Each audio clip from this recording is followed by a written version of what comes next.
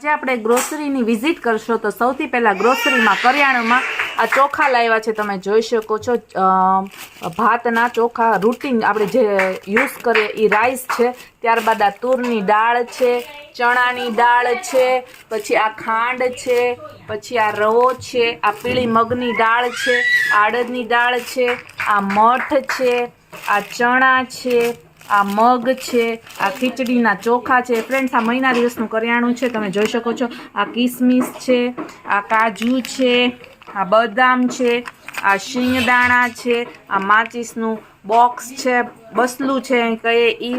ત્યારબાદ આ મેંદો છે, પછી આ ખડી સાકર છે, આ મીઠાની કોથળી છે. તમે જોઈ શકો છો આ શિંગદાણા છે, પછી આ મસાલા છે ઓલા આવે જે ફૂલ ચક્ર વાળો ઈ. પછી ત્યારબાદ આ તજ લવિંગ છે, પછી આ સફેદ તલ છે, ત્યારબાદ આ પૌવા છે, આ મીઠાની કોથળી છે, પાછું માચીસનું બાસલું આવ્યું, આ તજ છે, કાળા મળી છે, પછી આ એલચી છે, અને તમે જોઈ શકો છો મસાલા છે. આ બધા તમે જોઈ શકો છો ફ્રેન્ડ્સ, એટલું કરિયાણું આવ્યું છે.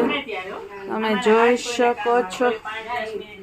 ત્યારબાદ આ મમરાની થેલી છે. તમે જોઈ શકો છો ફ્રેન્ડ્સ, એટલું કરિયાણું આવી ગયું છે. આ બધા મસાલા છે, તજ, લવિંગ, કાળા મરી, એલચી, આ બ્લેક કલરનું, આનું નામ મને નથી ખબર. તમે જોઈ શકો છો આ ફૂલ ચક્ર છે, નાખો સ્વાદિષ્ટ લાગે એટલું કરિયાણું આવી ગયું છે.